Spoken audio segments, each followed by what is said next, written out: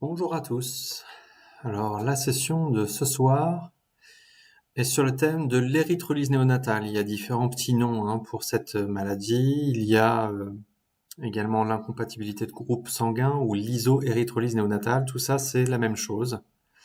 C'est lorsque on a un problème de groupe sanguin entre le papa, la maman et les petits. On peut également induire un problème d'incompatibilité de groupe si on ne fait pas attention lors de transfusions sanguines. Dans ce cas-là, il y a un risque également pour qu'il y ait une destruction des globules rouges par l'intermédiaire des anticorps qu'on va transfuser dans le corps d'un animal, ou alors si les anticorps déjà de l'animal sont incompatibles avec les globules rouges qu'on va lui donner. Il va y avoir également 2 publications qui seront assez importantes, que je vais d'ailleurs ouvrir et vous montrer parce qu'elles sont assez récentes et également vont nous donner un certain nombre d'informations pour mieux comprendre l'état des connaissances actuelles et également la problématique de sensibilité des tests génétiques pour en fait déterminer quel groupe sanguin notre animal est. Alors, si vous avez des questions, vous pouvez les marquer sur le chat que je lirai en fin de session, donc n'hésitez pas à les noter. Et en fin de session, j'essaierai de répondre au mieux aux questions. Alors, les diapositives suivantes, je dois remercier particulièrement le professeur Fonbonne, Alain Fonbonne du centre de reproduction de l'école vétérinaire d'Alfort, mais également le service de génétique de l'école vétérinaire d'Alfort, Maria Bitbol à Lyon, et également le service d'anatomopathologie, puisqu'il y a les diapositives sont inspirées de diapositives qui étaient utilisées à l'école vétérinaire d'Alfort. Donc, l'isoérythrolyse néonatale, ça veut dire destruction des globules rouges. Et on va voir en fait déjà une définition. Donc, on peut également parler de maladie hémolytique. Donc, ça veut dire qu'à la fin, il y a les globules rouges qui éclatent du fait qu'il y a les mauvais anticorps dans le sang. Des anticorps qui vont attaquer directement les globules rouges. Donc tout ça, c'est des synonymes. Érythrolyse, anémie hémolytique du nouveau-né, maladie hémolytique néonatale. Tout ça, c'est la même chose. D'accord? Chez qui on va pouvoir le détecter? Alors évidemment chez le chat, puisque aujourd'hui on va s'intéresser particulièrement au chat, mais également l'homme et le cheval sont d'autres espèces qui vont avoir le même problème d'érythrolyse. D'accord? Donc, dans chacune de ces espèces, il faut faire attention au groupe sanguin avant de transfuser, et également lorsqu'il y a une descendance, parce qu'on risque un problème du fait que la maman va transmettre les anticorps aux petits, et parfois, ce sont des anticorps qui vont se diriger directement contre les globules rouges des petits. D'accord? Dans certaines espèces, en particulier chez la femme, ça nécessite une sensibilisation préalable, c'est-à-dire que en général, au moment de la première grossesse, ça se passe bien, mais c'est au niveau de la deuxième grossesse que là, il faut faire particulièrement attention. Ce n'est pas le cas chez le chat. Donc, le chat, dès la naissance, dès le début, va développer des anticorps. Donc, un chat de type B va déjà avoir beaucoup d'anticorps, même avant la première portée, dirigés contre le A. Ce qui veut dire que ça va déjà être problématique dès la première gestation. Alors maintenant, je vais faire un petit rappel sur de quoi on parle. Donc, autre chose également, moi je suis un spécialiste en reproduction et pas en génétique. Donc, je vais essayer simplement d'utiliser des termes classiques pour essayer que tout le monde comprenne. Donc, il faut quand même bien comprendre la différence entre ce que c'est qu'un groupe sanguin, un génotype et ce qui se passe au niveau du globule rouge. D'accord? Donc, le plus important, c'est de connaître le groupe sanguin de la maman et de ses petits et du papa.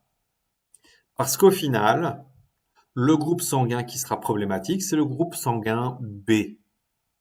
Parce que les animaux qui seront avec un groupe sanguin B vont développer beaucoup d'anticorps contre les globules rouges qui ne ressemblent pas aux globules rouges de cette personne. Donc, une personne qui est B va développer en fait une protéine à l'extrémité de ces globules rouges, une protéine B, comme ça, qui est représentée par un carré. Et donc lui, cet individu va développer énormément d'anticorps qui vont attaquer les triangles et pas les carrés. D'accord? Un individu qui sera de groupe sanguin AB, eh ben, il va présenter aussi bien le A que le B au niveau de sa surface des globules rouges.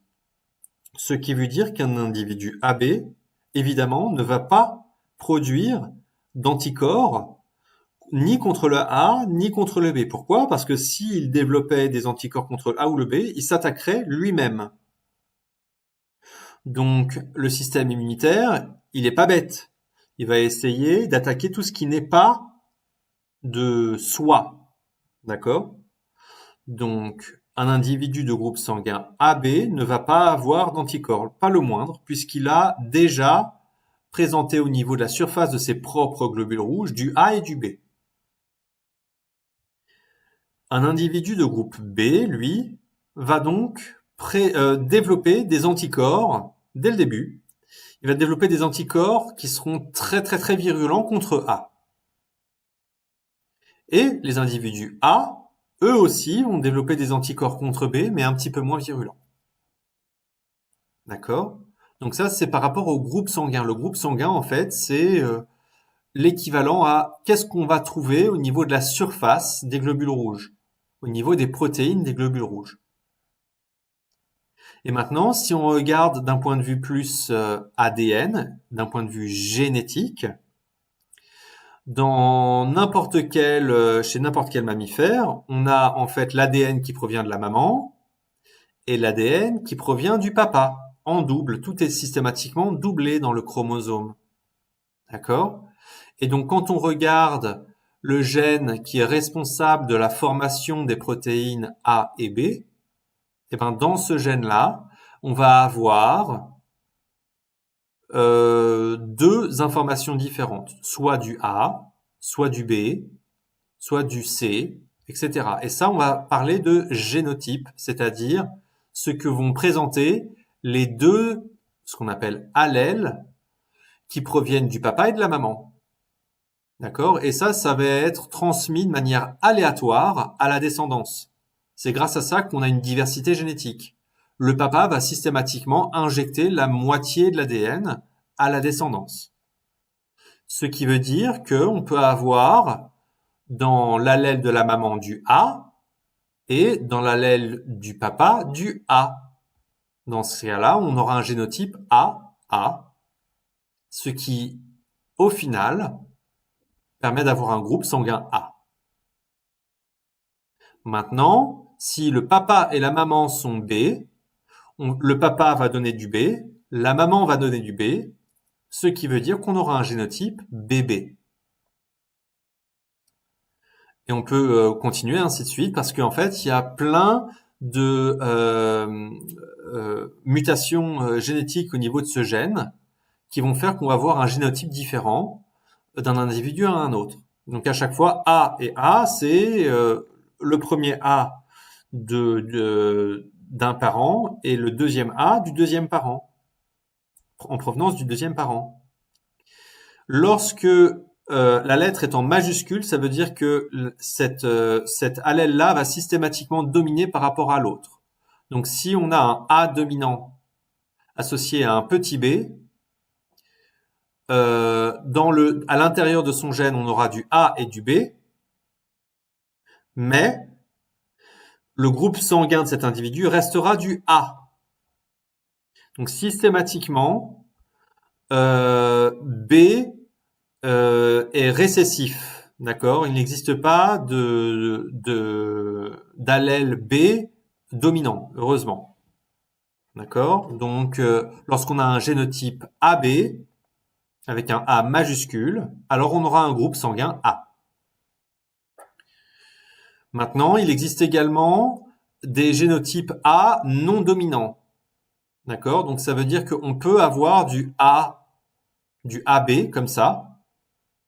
Mais alors dans ce cas-là, au lieu d'avoir exclusivement 100% des protéines qui seront présentées au niveau des globules rouges qui seront du A, et ben en fait on aura un medley de A et de B, un mélange de A et de B. D'accord? Donc parfois le A est dominant, parfois il est récessif, et donc lorsqu'on a du A récessif avec du B, eh ben on va avoir un groupe sanguin AB.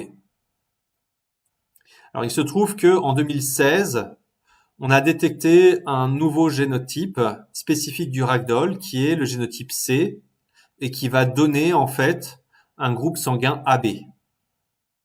Et puis on a également détecté dans les mêmes années d'autres variants B, donc du B1, du B2, du B3, etc. Ce qui veut dire que lorsque on testait d'un point de vue génétique avant 2016, on pouvait avoir des erreurs et on en parlera un tout petit peu plus précisément lorsqu'on parlera de l'aspect diagnostic. D'accord? Mais là, c'est un premier avant-goût de comprendre ce qui se passe au niveau du globule rouge, ce qui se passe au niveau du génotype et ce qui se passe au niveau du groupe sanguin. Alors maintenant, voilà en image ce qui se passe lorsque lorsque un animal du groupe B est en présence de globules rouges de groupe A. Ben, le groupe B va nécessairement produire des anticorps contre A qui sont très puissants et qui vont détruire le globule rouge. Donc si une maman B, dans sa descendance, transmet des anticorps à des bébés qui ont une protéine de surface qui ressemble à du A, alors les anticorps de la maman vont attaquer les globules rouges des bébés. Ce qui veut dire que dans la descendance de cette maman B, si on a des bébés, des chatons qui sont du groupe A ou du groupe AB, alors ils vont avoir des problèmes de santé. Si on laisse le colostrum passer, et donc si on laisse passer les anticorps aux petits. Maintenant, si on prend une maman du groupe A, ce qui est dans la nature, la quasi-totalité des chats dans la nature sont du groupe A, entre 80 et 99% en fonction des études. Et ben dans ce cas-là, en fait, elle, même s'il y a des individus du groupe B ou du groupe AB dans la descendance, chez les petits chatons, la maman ne va pas impacter trop fort parce que les anticorps qui sont dirigés contre B sont pas très virulents par rapport aux anticorps dirigés contre A. Donc du coup, il y a deux systèmes de portée à risque. Donc si on connaît déjà le groupe sanguin, le génotype de la maman et du papa, si la maman elle est B et que on la croise avec un papa qui est A, alors tous les chatons issus de ce mariage-là seront AB et tous vont se faire attaquer par les anticorps de la maman. Lorsque la maman elle est B et que le papa est AB, là également, il va y avoir des chatons qui vont présenter du A au niveau de leur globule rouge et qui vont donc être attaqués. Ces globules rouges vont être attaqués par les anticorps de la maman. Alors voilà, hein, l'incidence elle est entre 80 et 99%. AB est rarissime, sauf chez le ragdoll, parce qu'on a découvert récemment un nouveau gène, un nouveau génotype, une nouvelle mutation spécifique du ragdoll qui fait qu'en fait, il y a beaucoup plus de ragdoll AB. Et en fait, il y a des variations selon la race très importantes parce que si les mariages de départ au tout début de la naissance de la race avaient été faits malencontreusement par un des individus qui portait le gène B, alors dans ce cas-là, on va avoir une surreprésentation d'animaux B dans certaines races. Et en plus, il y a une variabilité géographique en fonction des individus reproducteurs qui seront plus souvent B que A dans certaines races et certains endroits du monde. Donc là, on voit que chez le British Shorthair, le Cornish et le Devon, on a un risque plus élevé que dans d'autres espèces parce qu'il y a pas mal encore d'individus B. Et d'ailleurs, si on regarde un article un petit peu plus récent, celui d'Anderson de 2022, où ils ont génotypé en fait les différents individus, et on s'aperçoit que les races les plus les plus fréquemment atteintes du gène B, porteurs du gène B, sont le chartreux, le donskoy, le mot égyptien, le minuet longhair, pixie bob, sibérian, Tennessee rex, tonkinois, toy bob, Turkish angora et Turkish van. Voilà, donc ça c'est les dernières données 2022 sur des quelques milliers d'animaux testés aux États-Unis. Et ça c'est l'article qui est très important. Si vous souhaitez en savoir plus, je vous recommande cet article-là. Vous pouvez m'envoyer en commentaire privé si vous le souhaitez pour que je vous transfère l'article. Alors, hop, voilà. Alors donc du coup maintenant, comment est-ce qu'on va faire pour détecter tout ça? Si on ne connaît pas le groupe sanguin du papa ou de la maman et qu'on doit tester en urgence, alors il y a tout simplement des tests sérologiques qu'on fait. Donc on prend du sang et on le met en présence avec des anticorps B ou des anticorps A et on voit si ça réagit. Là, c'est un test de coagulation. On met directement en présence le sang de l'animal qu'on veut tester et on voit si ça coagule. Vous imaginez là? Ce sang qui coagule complètement, bah, c'est ce qui se passe dans le sang si jamais les chatons sont mis en présence des mauvais anticorps. Les anticorps vont attaquer les globules rouges, vont les détruire, et ça va faire des espèces de caillots comme ça un peu partout dans le sang. Vous imaginez que ça va mal se passer pour le chaton. Alors il existe un article un peu plus ancien qui décrit également comment faire ces tests de coagulation sans avoir nécessairement besoin du test RapidVet ou celui-là. Il y a besoin de tubes d'ETA, d'une centrifugeuse, de solution saline et de quoi faire la prise de sang. Et en respectant ce protocole qui provient de cet article-là, on peut avoir directement le test d'agglutination et voir s'il y a une hémolyse. D'accord? Donc il n'est pas nécessaire d'avoir absolument le test, le snap test. On peut également le faire de manière maison en respectant ce protocole. Alors donc du coup, l'autre possibilité, c'est de tester directement le génotype de l'animal pour savoir s'il est grand A, petit B ou C. Et ça nous permettra de faire des mariages intelligents ensuite, par la suite. Alors, il faut faire attention parce que c'est depuis 2016 que on connaît un petit peu plus précisément les génotypes. D'accord? Et là, je vais retourner sur cet article qui est très important.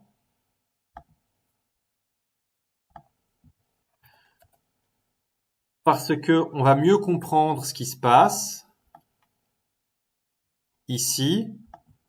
Et pourquoi est-ce que pendant longtemps, on s'était planté entre guillemets, c'est-à-dire qu'on faisait un test génétique, on pensait que l'animal était A, alors qu'en fait il était d'un autre groupe sanguin.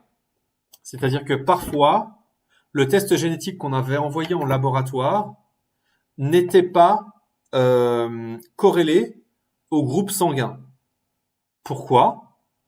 Parce que jusqu'en 2016, on ne savait même pas qu'il y avait le génotype C, par exemple. Et en 2022, on a, à notre connaissance, 10 mutations génétiques différentes sur l'allèle impliqué, qui va donc en fait le petit nom de l'enzyme qui va coder pour les protéines A et B. Hop, ça, voilà. Donc la petite enzyme, pour la petite histoire, la petite enzyme qui code pour A, pour la protéine A ou pour la protéine B, s'appelle CMAH. Hop, voilà. Et il y a différents variants qu'on a détectés jusqu'en 2022. Et a priori, en relisant les articles un peu plus récents, on reste pour le moment à 10 mutations. Le 139C, le 142G, c'est leur petit nom des mutations. 179, etc. Et il y en a une dizaine. D'accord. Et donc en 2019, il y a une recommandation pour les laboratoires qui proposait de tester un panel de 4 mutations génétiques. Donc par exemple, quand on regarde ce que fait Antagen, par exemple, pour les groupes sanguins, ils testent ces 4 mutations lors de leur test de groupe sanguin, le 268, le 179, etc. Enfin, ces quatre mutations. Mais il faut savoir qu'il y en a 10 connues jusqu'à ce jour. D'accord? Et lorsque on fait donc avant, donc Antagen, si je ne dis pas de bêtises, a mis à jour en fait son typage, son groupe sanguin, son génotypage sanguin en 2023, sachant qu'ils ont pris en compte les recommandations 2019 qui étaient publiées en testant ces 4 mutations génétiques sur l'allèle responsable. D'accord? Donc ça veut dire que lorsque on faisait des génotypages antérieurs à 2023, il y avait moins de mutations qui étaient testées et donc plus d'anomalies qui nous faisaient croire qu'en fait notre chat était un génotype A, alors qu'en fait son groupe sanguin était AB ou B. Est-ce que vous compreniez mieux maintenant pourquoi est-ce qu'il y a eu des défauts, en fait, des problèmes de sensibilité? J'espère que c'est assez clair comme ça. Et même en utilisant ça, on n'est pas sûr à 100% que le génotype corresponde au groupe sanguin. D'accord? Et ça, c'est également dans cette publication, hein, ils décrivent très précisément le problème de sensibilité. Parce qu'en utilisant le panel test 2019, hein, donc équivalent à ce qui est chez Antagen, eh bien, on a tac tac tac tac, c'est tac tac tac tac, une concordance de 99,1% entre le génotype et le groupe sanguin. D'accord? Donc ça veut dire, dans cet article-là, il y a eu des milliers de chats hein, qui ont été testés, etc. Sauf que seuls 220 ont été testés génotypés, mais également avec un groupe sanguin, c'est-à-dire qu'ils ont fait le test d'agglutination pour savoir si, en fait, l'agglutination était en adéquation avec ce qu'on trouvait au niveau du génotypage sanguin. Et donc, il y a eu 99% de concordance. Il y avait un ragdoll qui avait été génotypé CC. Donc, normalement, c'est censé être un groupe sanguin AB. Sauf que, sérologiquement parlant, c'est-à-dire en faisant l'agglutination, en fait, il était de groupe sanguin A. Et il y a un Donskoy où il avait été génotypé AB, sauf qu'en fait, il était sérologiquement AB, alors que normalement ici on est censé avoir un groupe sanguin A avec un génotype comme ça. D'accord? Donc il y a encore quelques petites erreurs, 1% d'erreur.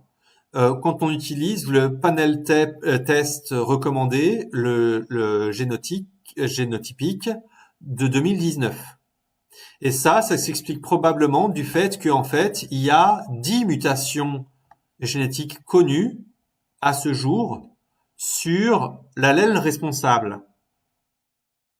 D'accord? C'est ça qui peut expliquer en fait qui pourrait expliquer pourquoi on a encore un petit problème de sensibilité entre notre génotype et notre groupe sanguin réel. D'accord? Mais 99.1, ça reste quand même très intéressant. Et ça nous permet quand même de faire des mariages, on va dire, plus safe que si on le faisait en aveugle, évidemment. Surtout pour les races prédisposées à avoir du B dans les lignées. Ok? Donc ça, c'était pour essayer de génotyper. Donc voilà, les allo-anticorps évidemment du groupe B sont très très très très très virulents. Donc attention au groupe B. Le groupe AB a 0 anticorps puisque les globules rouges, le corps est pas bête, hein, il va pas s'attaquer lui-même. Donc ça veut dire qu'un corps qui a des globules rouges avec du A et du B présentés sur leur surface, eh ben les anticorps ne vont naturellement attaquer ni le A ni le B. Voilà. Et les individus du groupe sanguin A vont pour la plupart avoir une attaque faible du B. Donc en général, ça pose pas de problème. Les individus du groupe A qui ont des bébés ou des chatons B. Voilà, le seul groupe problématique, c'est lorsque la femelle est B.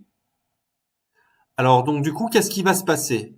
Rappelons-nous, contrairement à la femme où il y a 50% des anticorps qui vont traverser la barrière placentaire, chez la chatte, pas du tout.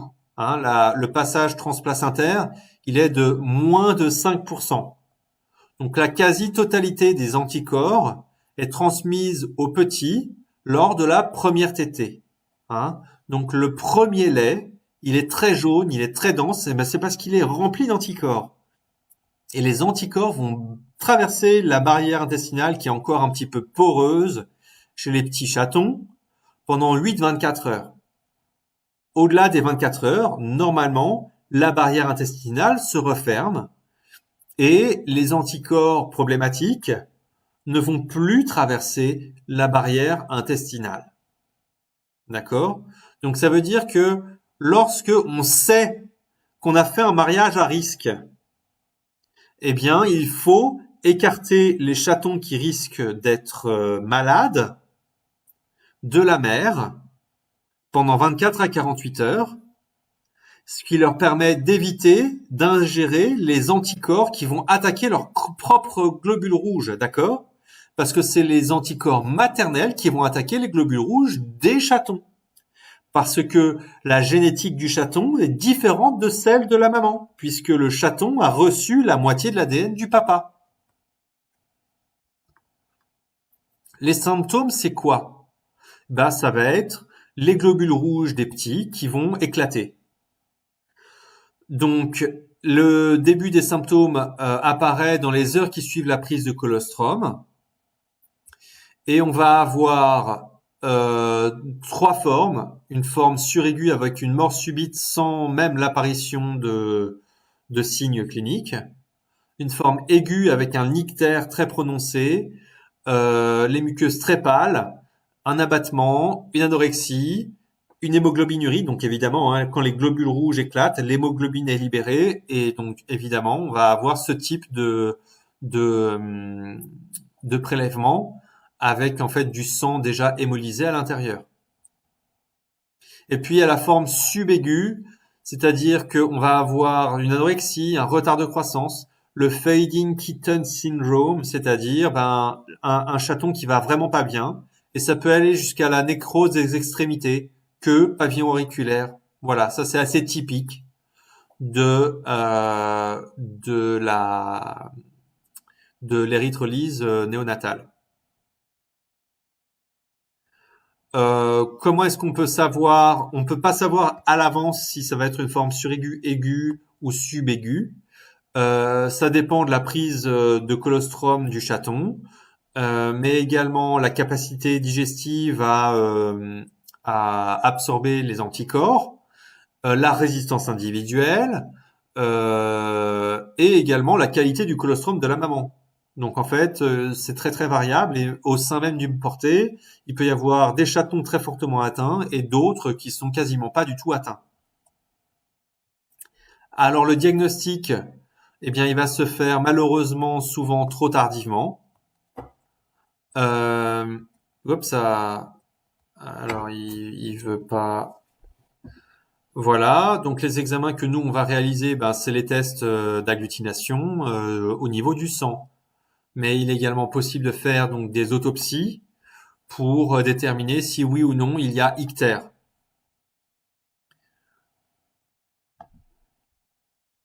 Donc voilà, le problème c'est que c'est très peu spécifique, c'est probablement même sous-diagnostiqué. Donc quand on commence à avoir un chaton qui dépérit, on va pas nécessairement penser au premier abord à l'isoérythrolyse néonatale. Donc c'est probablement sous-diagnostiqué.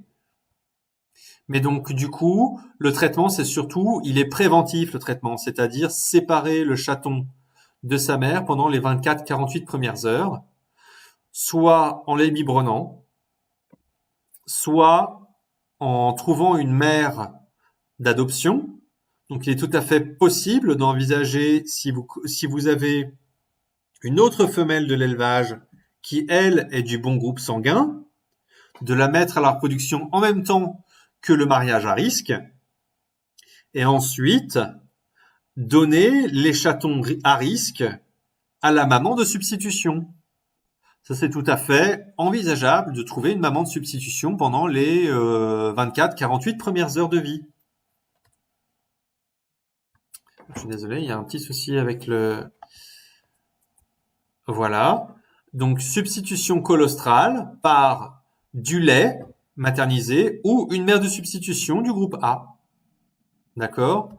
Alors, il existe également des traitements de sérothérapie, mais ça, bon, c'est assez compliqué parce il faut déjà collecter beaucoup de sang d'une maman donneuse. Ensuite, il faut centrifuger et avoir le sérum. Et puis, il faut savoir que le sérum est 5 fois moins concentré que le colostrum, donc on n'aura jamais une protection aussi forte que le colostrum en lui-même. Donc ça, c'est problématique, la sérothérapie, mais envisageable. Et puis ensuite, ben, le lait maternité ou la maman de substitution.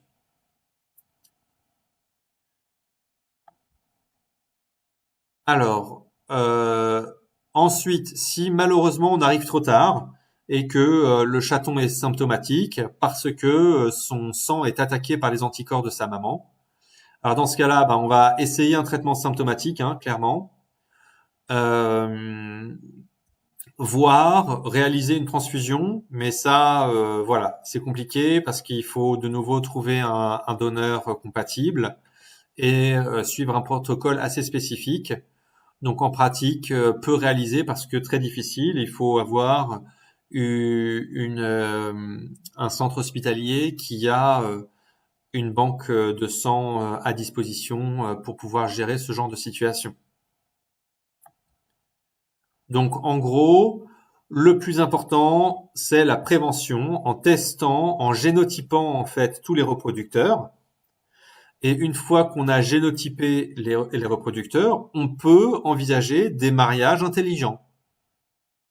Et puis, dans les races où le groupe B est extrêmement rare, alors éliminer les individus B. Alors évidemment, quand on a une proportion aussi importante que chez le Devon, par exemple, ou le British, où il y a une grosse proportion des animaux qui sont B, on va pas tous les éliminer, évidemment. Et on peut toujours envisager des mariages à risque. Mais si on le fait, il faut le faire en bonne conscience, bien séparer les chatons à la naissance, Et on peut même tester, grâce au sang du cordon ombilical, les chatons pour savoir les chatons à risque qui sont A pour pour les écarter de la maman B. D'accord? Mais tout ça, il faut que ce soit fait en conscience, en connaissance de cause, pour pouvoir surveiller la maman au moment de la mise bas et de les séparer immédiatement après la naissance. Voilà, donc s'il y a une naissance à risque, attention, il peut y avoir un certain nombre de chatons qui risquent de tomber malades s'ils boivent le premier lait, donc les séparer après avoir fait le test ombilical. Donc en conclusion, c'est une cause de mortalité néonatale probablement sous-diagnostiquée. Attention, parce que dès la première gestation d'une femelle B, on risque d'avoir de l'isoérythrolyse néonatale. Donc si vous vendez des chatons dans le but de la reproduction, surtout chez les races à risque, prévenez les nouveaux éleveurs de cette problématique. Faire le génotypage systématique pour que on évite les mariages à risque, ou alors s'il y a mariage à risque, le savoir à l'avance. Et donc voilà, j'ai terminé. On va voir si on a des questions. Hop, hop, hop. Alors, tac, tac, tac. Hop. Bonsoir tout le monde. Bonsoir, bonsoir. Alors Linda, oui, je peux vous envoyer. Vous m'envoyez un message privé. Et je vous réponds en message privé en vous transférant l'article. Pareil pour Emmanuel. Vous m'envoyez un message privé. Ou hop ça. Alors Laura, est-ce que faire un prélèvement sanguin et pas par ADN serait plus fiable? Alors le problème, c'est attention donc. J'imagine que vous voulez dire un sérotypage versus un génotypage. Donc le sérotype, ça permet de savoir le groupe sanguin. Le génotype, ça nous permet de savoir ce qui se passe dans l'ADN.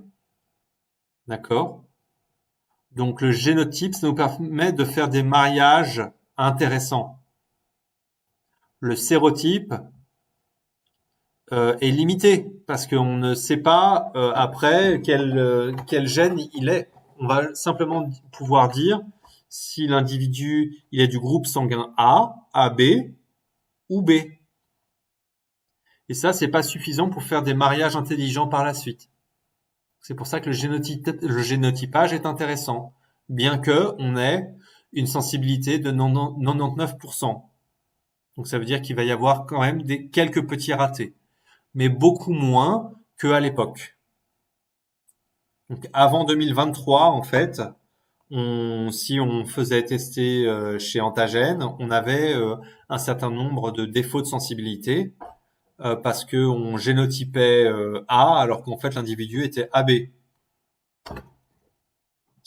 Mais déjà depuis 2023, Antagène a mis à jour son système et donc du coup ça devrait déjà être beaucoup plus fiable. Et il faudra demander pour les autres laboratoires quelles sont les mutations testées. S'il y a les 4 mutations testées pour compatibles avec les recommandations du panel test 2019, alors dans ce cas-là, c'est bon, ce laboratoire va pouvoir faire des tests de génotypage assez fiables. Et j'espère avoir été assez clair sur en fait pourquoi est-ce qu'il y a ce problème de sensibilité. J'ai testé un chaton l'an dernier sur 2 mutations. Une disait bébé, l'autre non B, non B. Et j'ai eu beau demander au laboratoire, il n'a jamais su le dire au final, le groupe sanguin de ce chaton. Alors, donc du coup, lui, il faudrait faire un sérotypage directement pour savoir de quel groupe sanguin il est. Est-ce qu'il est AB? Est-ce qu'il est A? Où est-ce qu'il est B? D'accord? Il n'y avait que deux mutations. Donc il y avait à l'époque, l'an dernier, bah oui, hein, c'était avant l'arrivée du test avec les quatre mutations. Et donc du coup, évidemment, si on ne mesure que deux mutations, on peut passer à côté d'un certain nombre de mutations préexistantes en grand nombre dans certaines races. D'accord? C'est ça. Ça explique tout. Donc si vous refaites le test maintenant, cette année, vous aurez donc 4 mutations testées et vous aurez beaucoup plus de chances d'avoir un résultat réaliste. Est-ce que c'est bien clair, Linda? Parce que c'est vraiment important hein, de comprendre ça. Ça a été un gros souci. Non, alors là, il y a Sophia qui dit bonsoir, tous les labos ne font pas toutes les mutations ou alors ils testent une partie mais pas les autres. Donc effectivement, par exemple, Antagen utilise le panel test recommandé de 2019 avec 4 mutations. Donc ça devient extrêmement fiable lorsque 4 mutations sont faites, puisqu'on a 99% de fiabilité. Mais ça sera jamais 100%, parce qu'au total, il y a 10 mutations connues sur ce gène. Très bien, donc Linda, c'est bien compris. Donc je teste chez GeneIndex. Qu'est-ce qu'il faut demander exactement? Car j'utilise le génotypage. Alors il faut demander ça. Mutation testée. D'accord? Donc sur le site internet d'Antagen, c'est clairement marqué, hein, les 4 gènes testés, et c'est sur les recommandations du panel test, voilà, 2019. Ok? Donc il faut faire la même chose pour GeneIndex ou les autres laboratoires. Allez directement sur leur site. A priori, il y aura marqué les mutations testées. Donc une femelle B avec un mâle B, il y a zéro risque pour les chatons. Eh ben on est tout à fait d'accord, Max. Une femelle B a que des anticorps anti-A. Donc quand on fait un mariage BB, B avec un mâle B, on va avoir 100% de chatons B et aucun problème d'isoérythrolyse néonatale. J'ai demandé une comparaison sur les 4 mutations. Il y a une mutation qui diffère de Wisdom Panel, par exemple. Donc c'est un peu ennuyant. Eh ben oui, vous voyez, donc si on reprend l'article là de 2022, donc de Anders, ah non, ça c'est Gandolfi, tac tac, on se met sur Anderson 2022. Voilà, ça c'est les 10 tests, les 10 mutations repérées qui sont qu'on connaît à l'heure actuelle. Hein. C'est peut-être qu'il y en a d'autres. Hein. Et peut-être qu'il y aura d'autres mutations qui vont apparaître plus tard. Donc on ne sait jamais. Sachant que pour ce qui est du Panel-Based Genotype 2019, bon là je vais pas le retrouver facilement, mais il y a les 4 mutations, typiquement, c'est ces 4 mutations là, voilà. Hop. Donc le 268, le 179, le 364 et le C. Hein, le C qui est spécifique du ragdoll. À moins que ce soit le 1322. Bon, voilà, donc c'est ces tests-là qui sont recommandés par le panel test 2019 et qui sont suivis par Antagen.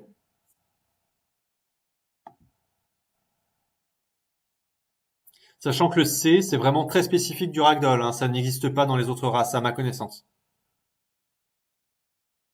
Donc voilà, j'espère que j'ai été assez clair. Si vous avez des questions, n'hésitez pas. Il y a quand même les groupes AB qui techniquement ne doivent pas poser de problème, mais qui dans les faits posent des interrogations. Ben oui, on est tout à fait d'accord, Sophia. Les groupes AB n'ont carrément aucun anticorps contre les globules rouges, donc une maman AB ne devrait pas poser de problème. Mais AB, si jamais en fait, enfin ça dépend, hein, on parle de groupes sanguins. Donc si ce sont des groupes sanguins AB, en fait, à l'intérieur, soit il y a du petit a petit b, soit il y a du CC, soit il y a du petit a C. Enfin, il y a plein de possibilités qui regroupent en fait les individus du groupe sanguin AB. Donc il y a plein de génotypes différents qui vont induire un individu AB. Et c'est là où le génotypage est important pour savoir s'il y a un risque pour plus tard d'engendrer en fait des chatons qui vont garder du B, du génotype B à l'intérieur. Hein? Donc là, attention, parce que vous avez marqué la groupe AB, donc vous pensez au groupe sanguin. Mais effectivement, si on a un génotype grand A, petit b, eh ben, on va transmettre potentiellement du B à 50% de la descendance. Et donc peut-être qu'à terme, au bout d'un moment, il va y avoir du bébé qui va apparaître si on ne fait pas systématiquement les tests.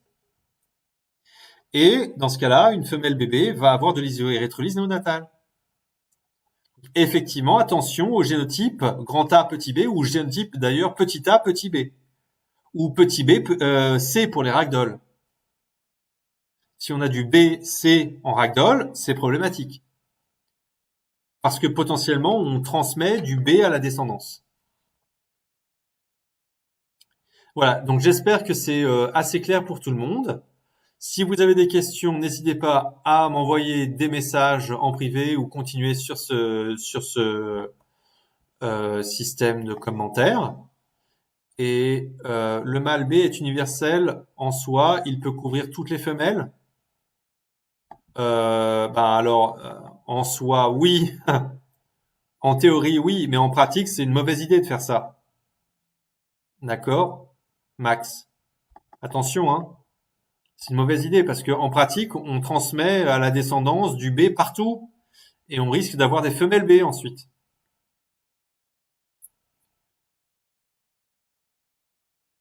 Antagène, c'est un des laboratoires, oui, que je pourrais recommander. Il y en a tout un tas d'autres hein, qui font les choses tout à fait de manière intéressante. Donc oui, oui, un mâle B ne va transmettre que du B, donc ça veut dire que potentiellement on peut avoir des femelles qui vont être B ensuite. Donc je suis pas sûr que ce soit la meilleure des solutions, parce qu'on ne fait que reporter le problème pour les descendances. Donc voilà, je vous souhaite une bonne soirée. Je vais simplement vérifier, là il n'y a pas a priori de commentaires, donc je vous souhaite une bonne soirée et à la prochaine fois. Au revoir.